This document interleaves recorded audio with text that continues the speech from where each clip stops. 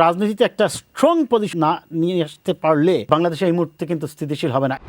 তারেক রহমানের নিরাপত্তার সাথে দেশের সংবিধানের নিরাপত্তা জড়িত হয়ে গেছে। কাজেই আমি সরকারকে অনুরোধ করব তাকে এসএসএফ নিরাপত্তা দরকার।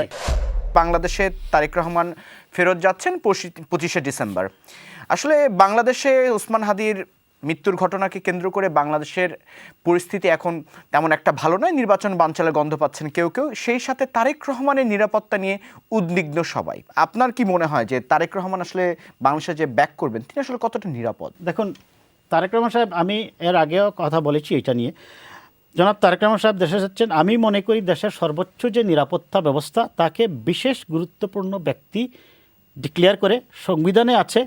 যদি সরকার মনে করে যে কোনো ব্যক্তিকে বিশেষ গুরুত্বপূর্ণ করেছে, আমি শেষ করি, যেমন ভুটানের একজন রাজা আসছিলেন বোধহয় কিছুদিন আগে, তাকে বিশেষ গুরুত্ব, প্রাইম মিনিস্টার, তাকে বিশেষ গুরুত্বপূর্ণ ব্যক্তি ঘোষণা করে সরকার ওই কিছুদিনের জন্য, যতদিন তিনি ছিলেন, তাকে বিশেষ গুরুত্বপূর্ণ ব্যক্তি ঘোষণা করে তাকে এসএসএফ নিরাপত্তা দিয়েছে।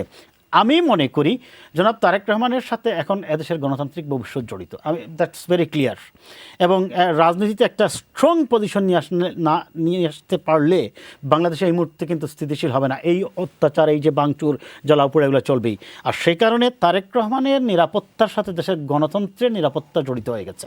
তারেক রহমানের নিরাপত্তার সাথে দেশের সংবিধানের নিরাপত্তা জড়িত হয়ে গেছে। সার্বভৌমত্ব, স্বাধীনতা এবং বহিঃশত্রুর হাত থেকে একটা শক্তিশালী রাজনৈতিক প্রতিষ্ঠানকে শক্ত বয়সে এনার্জেটিক রিফ্লেকশন শোনানোর জন্য, ধমক দেওয়ার জন্য তারেক রহমানের নিরাপত্তা জড়িত হয়ে গেছে। কাজেই আমি সরকারকে অনুরোধ করব তাকে এসএসএফ নিরাপত্তা দেওয়া এবং সার্বক্ষণিকভাবে তাকে এসএসএফ নিরাপত্তা দরকার। এর পাশাপাশি আমি যে কথাটা এর আগেও বলেছি অনেক জায়গায়, এখানেও বলছি, জনাব তারেক রহমান সাহেবকে আমি একটা জিনিস অনুরোধ করব যে আপনি পাবলিক গ্যাদারিং পারত অ্যাভয়েড করবেন, অন্তত নির্বাচনের আগ পর্যন্ত। তার কারণটা হচ্ছে, বাংলাদেশে আপনারা নিশ্চয় সবাই বড় হয়েছেন, রাজনীতি করেছেন, যেভাবে পাবলিক মিটিংগুলো হয়, যদি ক্লোজলি হয়, যে কেউ ওইখান থেকে মনে করেন 500 মিটার দূরের থেকে যে কোনো একটা দুর্ঘটনা ঘটিয়ে ফেলতে পারে।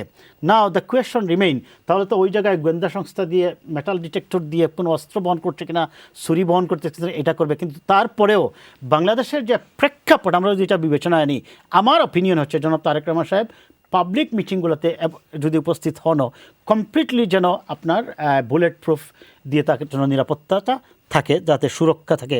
কারণ তার নিরাপত্তা তার ব্যক্তি তারাকের নিরাপত্তা নয়। তার নিরাপত্তার সাথে আমি আবারও বলছি, গুরুত্ব দিয়ে দায়িত্ব সহ নিয়েই বলছি, বাংলাদেশের গণতন্ত্রের নিরাপত্তা জড়িত হয়ে গেছে।